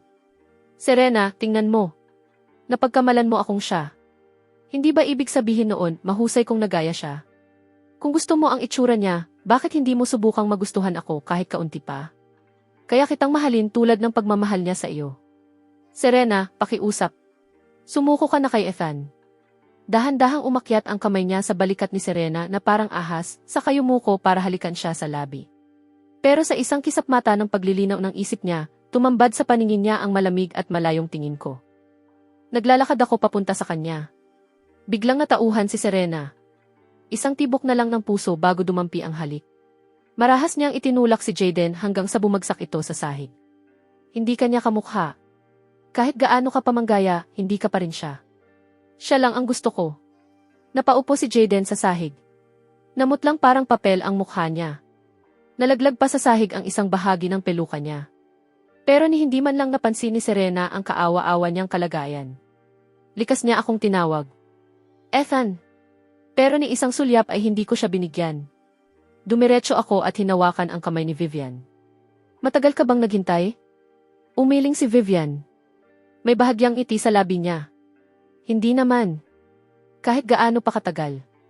Hindi iyon matagal kung ikaw ang hinihintay. Habang sinasabi niya iyon, tahimik niyang ipinasok ang mga daliri niya sa pagitan ng mga daliri ko hanggang sa magkahawak kamay kami. Pagkakita roon, agad na dumilim ang mukha ni Serena. Iniwan niya si Jaden sa sahig at dumiretso sa akin. Ethan, pasensya na. Napunta ako rito ngayon para humingi ng tawad ng maayos. Lahat ng bulaklak na ito ay paborito mo. Naaalala ko ang lahat ng gusto mo. Nagkamali ako noon. Wala na akong nararamdaman para kay Jaden. Nakita mo ba ang nangyari kanina?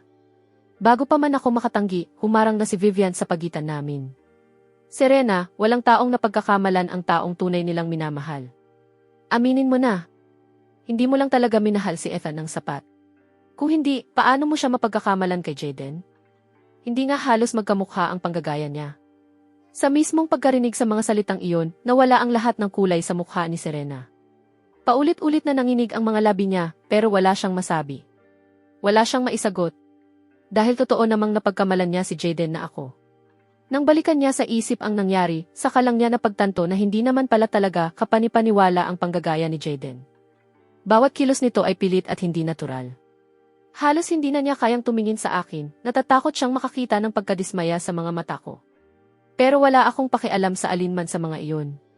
Sa halip, bahagya kong ikiniling ang ulo ko at tumingin sa babaeng nasa tabi ko. Paano mo ako nakilala ng ganito kahusay? Mahina lang na natawa si Vivian. Sekreto iyon. Sa bahay ko nasasabihin sa iyo. Pero mas kilala kita kaysa sa inaakala mo. Lalong lumaki ang kuryosidad ko. Gustong-gusto kong malaman ang sagot. Nakita ni Serena ang interes sa mga mata ko. At lalo siyang kinabahan. Ang interes at kuryosidad ang simula ng pag-ibig. Bigla siyang nagsalita. Vivian, tigilan mo na ang pagpapaligoy-ligoy. 7 taon kaming magkasama ni Ethan. Mas kilala ko siya kaysa sa kahit sino.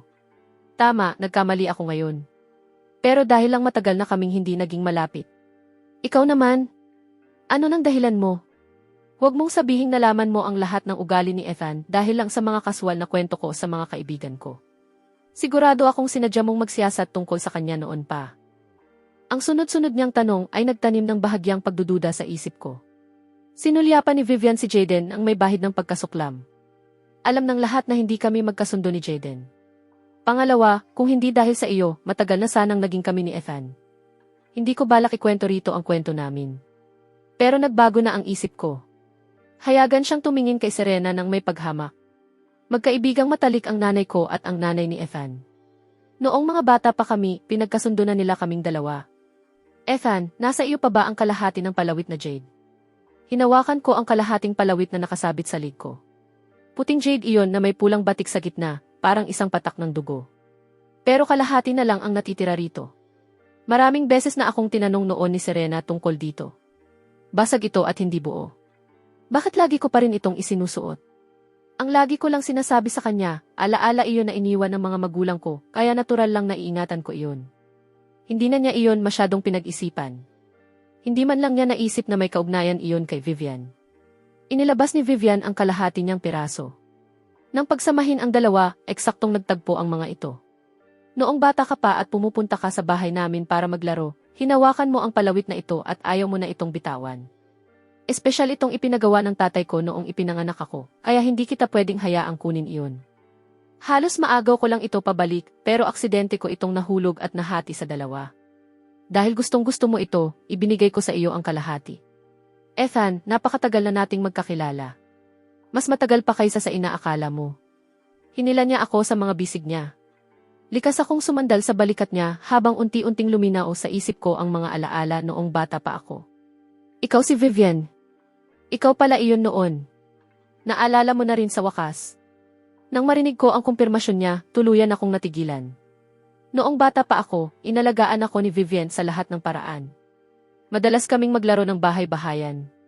At sinabi ko pa noon na papakasalan ko siya pagdating ng araw.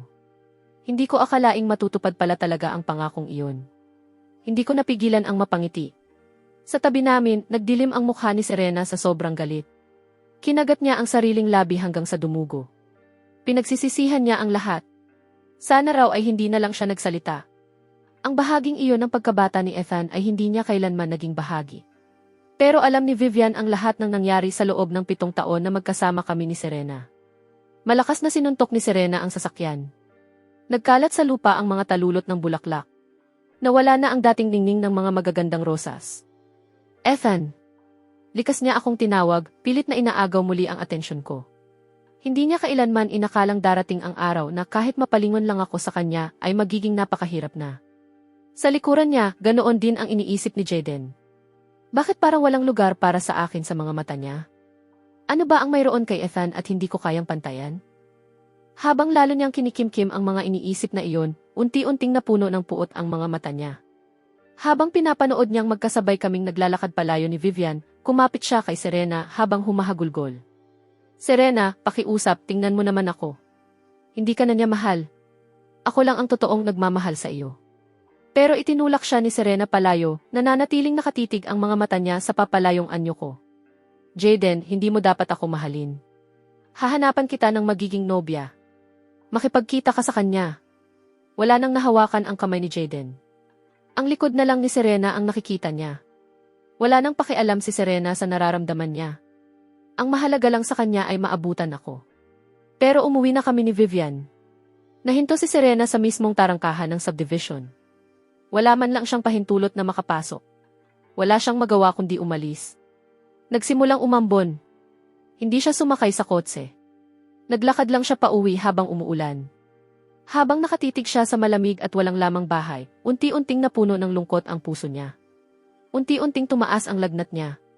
Lumabo ang ulirat niya. Bigla niyang inakalang nakita niya ako sa harapan niya. Ethan! Iniunat niya ang kamay niya, halos mahawakan na ako. Pero biglang naglaho ang anyo ko. Guni-guni lang pala iyon. Nang tuluyan siyang matauhan, napatitig siya sa walang lamang bahay habang kumukulo ang pagkabigo sa dibdib niya. Nagmamadali niyang dinampot ang telepono at tinawagan ang numerong kabisado niya.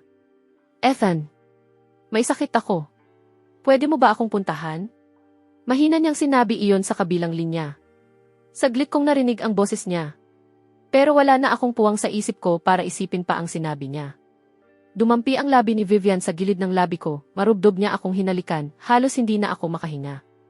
Isa-isang nahulog sa sahig ang mga damit. Mahina lang ang mga tunog, pero malinaw na narinig ni Serena ang lahat. Hindi siya mangmang para hindi maintindihan ang ibig sabihin ng mga tunog na iyon.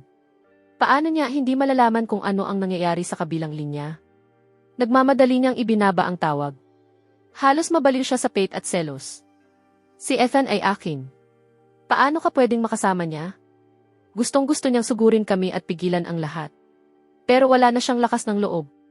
Tutal, legal na mag-asawa na kami. At wala na siyang karapatan. Dumilim ang paningin niya sa matinding galit. At tuluyan siyang nawalan ng malay. Hindi niya alam kung gaano katagal ang lumipas bago siya tuluyang gumaling sa lagnat. Pagmulat niya ng mga mata, bumungad sa kanya ang napakaraming hindi nasagot na tawag. Wala siyang ganang tingnan ang mga iyon at agad niya sanang aalisin. Pero napansin niya ang sunod-sunod na mensahe ng pagbati. Binabati si Miss Sue at si Mr. Shen sa kanilang kasal. Isa-isa, pare-pareho ang laman ng mga mensahe. Tuluyang naguluhan si Serena. Maya-maya, may isa pang tawag. Mula iyon sa nanay niya. Serena, ano ba talaga ang ginawa mo? Hindi ba si Ethan ang nobyo mo? Bakit ka nagpakasal kay Jaden? Ikaw ba talaga ang nasa video? Dumating si Jaden sa bahay natin at sinabing gusto niyang magparehistro ng kasal sa iyo. Ano bang iniisip mo? Magpaliwanag ka. Buong mundo ngayon ang naniniwalang mag-asawa na kayo ni Jaden.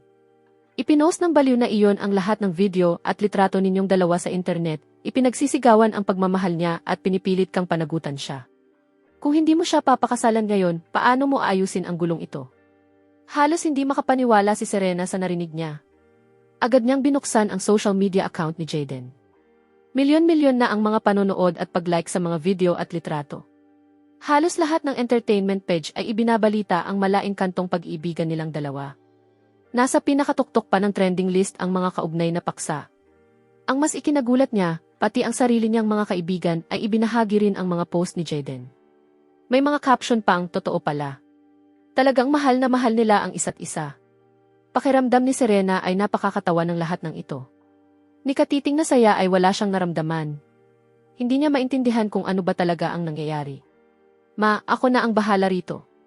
Bigyan niyo lang ako ng sandali. Pagkasabi niyon, agad niyang tinawagan si Jaden. Jaden, ano bang ginagawa mo? Sinabi ko ng parusa lang iyon sa laro. Hindi iyon totoo. Hindi mo naman talaga iniisip na papakasalan kita, hindi ba? Burahin mo lahat ng ipinost mo tungkol sa akin. Ngayon na. Burahin mo lahat at maglabas ka ng paghingi ng tawad. Nanikip ang dibdib ni Jaden. Pero nagmatigas pa rin siya.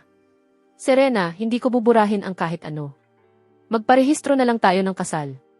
Hindi ba mas mabuti iyon? Nagkaroon na tayo ng kasal. Alam na ng buong mundo ang tungkol sa atin. Pati nga mga magulang mo pumayag na. Magpakasal na tayo. Mamahalin kita habang buhay. Kalimutan mo na si Ethan. Magsimula tayong muli. Pagkatapos nating magpakasal, magiging masaya tayo. Magkakaroon tayo ng magandang anak. At sabay tayong tatanda. Habang pinakikinggan ni Serena ang kinabukasang inilalarawan niya, wala siyang maramdamang kahit ano. Ang ganoong klaseng kinabukasan ay kay Ethan lang niya kailanman pinangarap. Jaden, hinding-hindi mangyayari iyon. Kung ayaw mong burahin, ako ang magpapabura. Pagkasabi niya ng mga salitang iyon, agad niyang ibinaba ang tawag at tinawagan ang assistant niya. Tanggalin ninyo ang lahat ng trending topic na may kaugnayan sa akin. Burahin ang lahat ng ipinost ni Jaden. Ayokong may makita pang kahit isang paksa tungkol sa akin sa trending list. Pagkatapos niyang asikasuhin ang lahat, hindi niya alam kung paano niya iyon ipaliliwanag sa akin. Paulit-ulit siyang nagtatype at nagbubura. Nagtatype at nagbubura.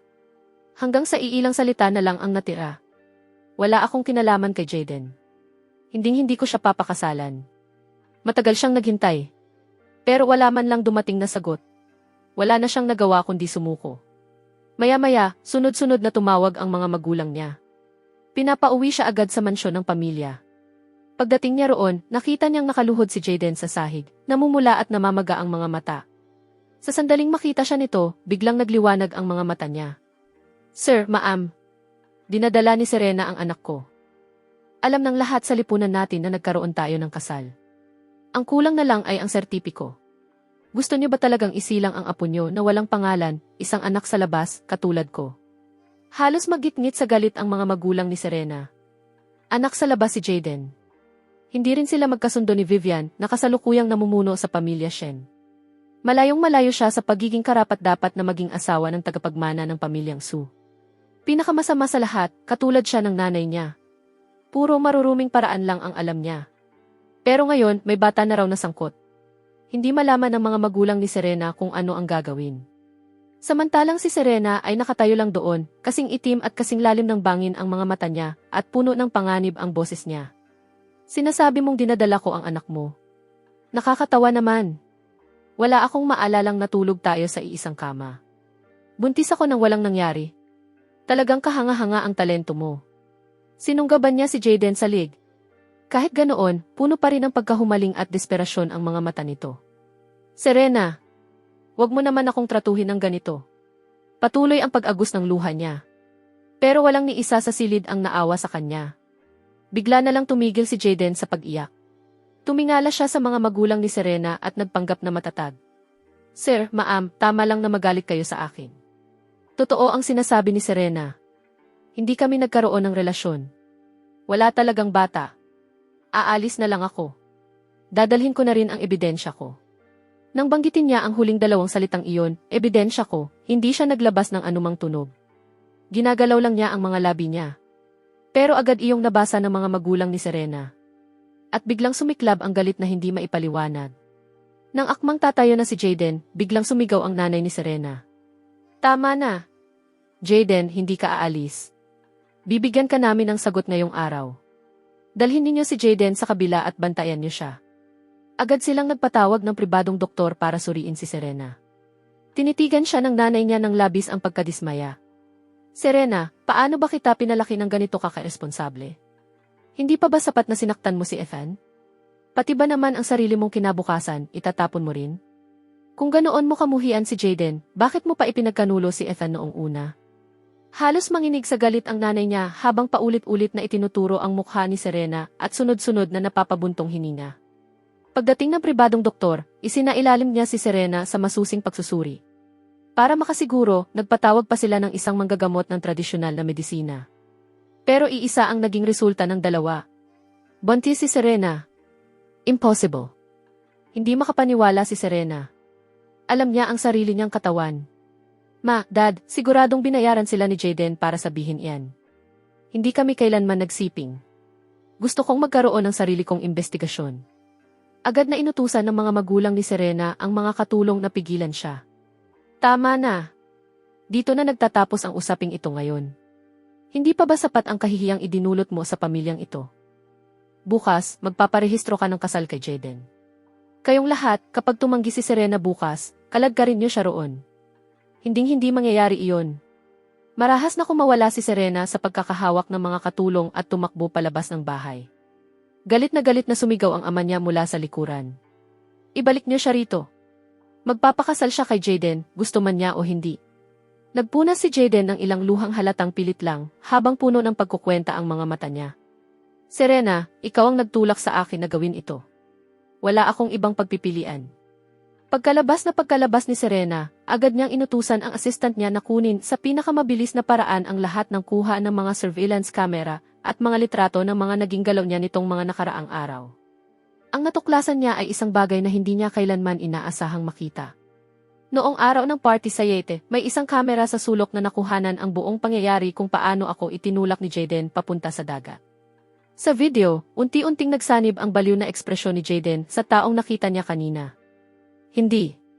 Napanood ni Serena ang sarili niyang makita akong mahulog sa dagat, pero sinadya pa rin niyang unahin si Jaden. Ang desperasyong nakita niya sa mga mata ko ay tumarak ng husto sa puso niya. Bakit hindi niya ako ang unang iniligtas noong araw na iyon? Bakit si Jaden ang pinuntahan niya? Kinamuhian niya ang sarili niya dahil nagtiwala siya sa maling tao. Hindi niya kailanman inakalang ang taong palagi niyang pinapanigan ay may ganoon kasama at kalupit na puso. Kung hindi lang sana ako na iligtas noong araw na iyon. Nilamon ng pagsisisi si Serena. Hindi na niya kayang tapusin pa ang isiping iyon. Isa-isang pinanood niya ang bawat kuha. Bawat tagpong magkasama sila ni Jaden. At sa unang pagkakataon, nakita niya ang lahat mula sa pananaw ko. Ganito pala ang nakikita niya. Ganito pala kasakit para sa kanya. Naiparanas na sa kanya ni Vivian ang mismong sakit na iyon. At halos hindi siya makahinga dahil dito. Hindi niya alam kung gaano katagal siyang nanood. Sumasakit na ang mga mata niya. Pero wala siyang pinalampas ni isang sandali na maaaring may kahina-hinalang nangyari. Pinatunayan ng mga kuha na tama ang alaala niya. Hindi sila kailanman umabot ni Jaden sa ganoong punto. Nakahinga ng maluwag si Serena. Pero agad din niyang ipinag-utos ang masusing investigasyon sa lahat ng naging kilos ni Jaden. Habang sinusuri ang mga ebidensya, natuklasan niyang hindi lang pala siya niloko ni Jaden. Malaki rin ang ginastos nito para suhulan ang mga ospital at mga doktor. Pati ang 2 doktor na sumuri sa kanya noong araw na iyon ay nasa listahan ng mga binabayaran ni Jaden. Napakalihim ng lahat ng transaksyon. Kung hindi lang naging kahina-hinala ang galaw ng pera sa mga account nito, hindi sana iyon madaling mabubunyag. Maya-maya, nagpadala si Vivian ng isang audio file. Asikasuhin mo si Jaden. Kalakip nito ang detalyadong record ng pag-uutos ni Jaden sa mga katulong na suhulan ang mga doktor. Lalong dumilim ang mukha ni Serena. Ano? Hindi mo ba ako pinagkakatiwala ang kaya kong asikasuhin ito ng mag-isa? Pagkasend niyan yon, mabilis ding dumating ang sagot. Ayoko lang na masaktan pa ulit ni Jaden si Ethan. Hindi ko akalaing kahit nasa tabi mo na si Ethan, hindi mo pa rin siya nagawang protektahan. Noong araw na nahulog siya sa dagat, ang mga tao ko ang nagligtas sa kanya. Kung hindi dahil sa akin, hindi na sana siya nakaligtas. Pagkabasa sa mga salitang iyon ni Vivian, biglang lumundag ang tibok ng puso ni Serena. Kasunod niyon ay walang katapusang alon ng pagsisisi. Hindi si Vivian ang klase ng taong umaangkin ng papuri na hindi sa kanya. Ang lahat ng sinabi niya ay totoo. Pumikit si Serena sa sobrang paghihirap, nilamon ng matinding pagkakasala. Lahat ng sugat na tinamo ni Ethan, siya ang may kagagawan. Matagal na matagal bago niya muling iminulat ang mga mata niya. Wala nang makikita roon kundi katahimikan at kawalan ng buhay. Pagsikat ng araw kinabukasan, mabilis na nag-ayos si Serena at umalis. Sa labas ng tanggapan ng rehistro ng kasal, naghihintay si Jaden, nakasuot ng malinis na puting polo at punong-puno ng pag-asa ang mukha. Serena! Talagang dumating ka. Tinitigan lang siya ni Serena. Bahagyang umangat ang sulok ng labi niya. May bahagyang panalamig sa boses niya. Tama. Narito ako. Halika na. Magpakasal na tayo. Napangiti si Jaden at hinila ang manggas niya. Pero nang makita niya ang pulis na nakatayo sa likuran ni Serena, agad nawala ang ngiti sa mukha niya. Hindi. Hindi ako magpapakasal sa iyo. Mas mabuti pang isipin mo na kung paano mo lilinisin ang pangalan mo. May halatang pagkasuklam na itinaboy ni Serena ang kamay niya at itinulak siya papunta sa mga pulis. Nang akala ng lahat ay tapos na ang lahat, biglang nabaliw si Jaden. Sinunggaban niya si Serena at kinalagkad ito patungo sa paparating na trapiko. Isang nakakabinging banggaan ang umalingaw-ngaw. Lumipad sa ere ang dalawa nilang katawan. Nagsisigawan ang mga tao sa paligid. Nagmadaling tumawag ng ambulansya ang mga pulis. Mahigpit pa ring nakakapit si Jaden kay Serena habang umaagos ang dugo sa bibig niya. Pero pilit pa rin niyang binigkas ang pangalan niya. Serena! Sa wakas, habang buhay na tayong magkasama. Hindi na tayo maghihiwalay. Akin ka. Akin ka lang. Papakasalan kita. Sa kabila ng matinding sakit, itinulak siya ni Serena palayo sa katawan niya. Dumating ang ambulansya at isinugod silang dalawa sa ospital. Sa paano man, pareho silang nakaligtas. Pero tuluyan nang napinsala ang mga binti ni Serena. At napunta naman si Jaden sa vegetative state. Noong araw na makalabas si Serena sa ospital, nakaupo siya sa wheelchair. Mapurol ang mga mata niya, nakatitig lang sa kawalan. Maya-maya, may dalawang taong papalapit mula sa kabilang panig. Hindi maitago ang saya at pananabik sa mukha ko. Alanganing nakaangat ang mga kamay ko, hindi ko alam kung saan ko ilalagay. Paulit-ulit kong hinahaplos ng kinakabahan ang tiyan ni Vivian. Sa huli, hindi na niya napigilan ang sarili. Hinawakan niya ang kamay ko at marahang ipinatong iyon sa tiyan niya. Kung gusto mong maramdaman, sige. Damhin mo. Anak mo ito. Kilalanin mo siya. Biglang natigilan si Serena sa kinaupuan niya. Pero bago pa man mapunta sa kanya ang tingin ko, mabilis niyang pinaandar ang wheelchair niya sa ibang direksyon. Hayaan mo na. Huwag mo na siyang lapitan. Wala na siyang karapatang makita pa siya. Mula sa araw na iyon, hindi na sila kailanman muling nagkita.